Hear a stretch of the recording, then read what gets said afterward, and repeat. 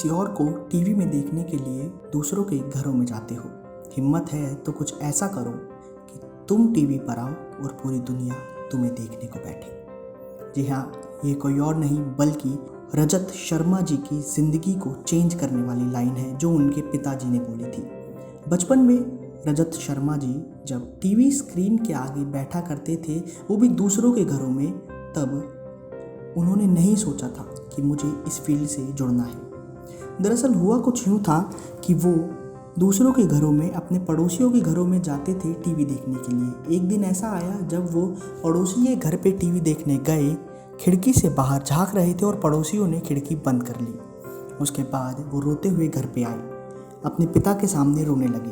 तब उनके पिता ने ये शब्द कहे थे जो भी हमने आपको सुनाए, जिसके बाद उन्होंने ठान लिया कि कुछ ऐसा करना है कि दुनिया मुझे टीवी पर देखे। आपको बता दें, रजत शर्मा जी का जीवन यूँ तो काफ़ी गरीबी में गुजरा।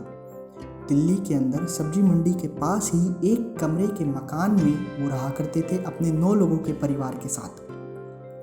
स्ट्रीट लाइट और रेलवे स्टेशन की रोशनी में वो पढ़ाई किया करते थे, क्योंकि घर में रोशनी नहीं थी, लाइट आती नहीं थी और उस समय उनके पास इतने पैसे भी नहीं थे कि वो कहीं अच्छी जगह पे जाके किसी अच्छे स्कूल में या ट्यूशन में जाके पढ़ाई कर सके।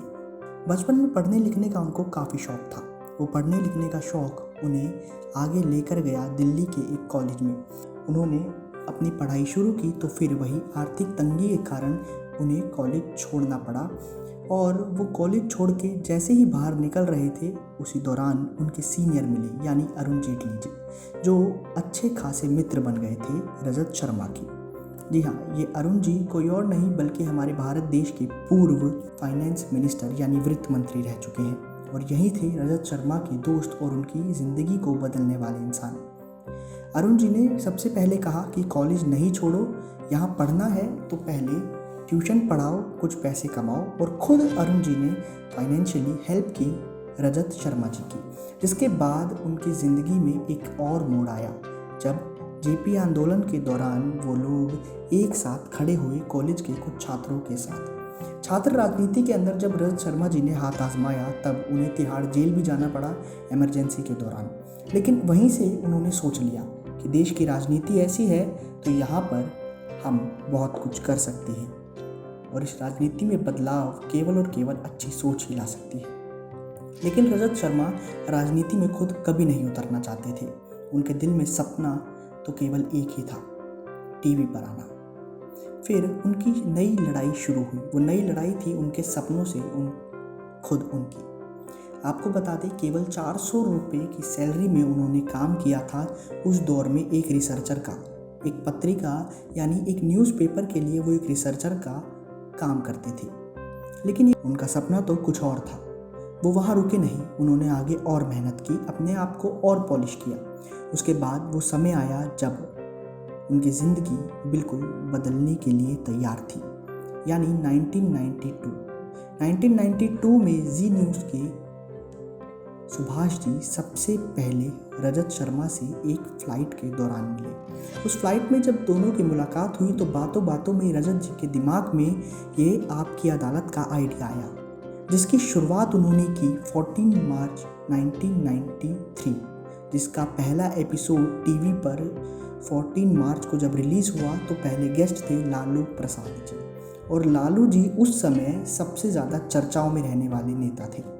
इन्हीं सब चीज़ों के साथ साथ आपको बता दें कि उन्होंने अपनी इस लड़ाई को वहीं पर ख़त्म नहीं किया, क्योंकि टीवी पर तो वो आ चुके थे। लेकिन फिर उनका एक नया सपना, एक नई जिद शुरू हुई। वो नई जिद थी अपने आप का चैनल खड़ा करना। 2004 में उन्होंने इंडिया टीवी को स्थापित किया, लेकिन इंडिया टीवी कुछ खास चल नहीं पाया। बार बार नाकामयाबी हाथ लगने के बाद भी उन्होंने हिम्मत नहीं हारी। उन्होंने फिर एक बार मेहनत की, अपनी प्रॉपर्टी बेची और फिर भी अपने स्टाफ को सैलरी दी। स्टाफ को लगातार सैलरी देते हुए उन्होंने अपने दिल में बात ये बैठा ली थी कि जो प्रॉपर्टी मैंने बेची है उसी की 2 गुना ज़्यादा मैं खरीदूंगा भी। और वही हुआ। 2004 के बाद केवल 1 साल के अंदर अंदर धीरे धीरे करके इंडिया टीवी उठने लगा। और ऐसा उठा कि रजत शर्मा आज भी अपने चैनल को लेकर और अपने शो को लेकर दुनिया भर में मशहूर बन चुकी हैं। और तो और उनका ये सपना तो पूरा हुआ, साथ ही साथ आज वो अपने चैनल के माध्यम से लाखों करोड़ों युवाओं की भी सपने पूरे करती हैं। फिल्मी अड्डा सलाम करता है ऐसी सोच को।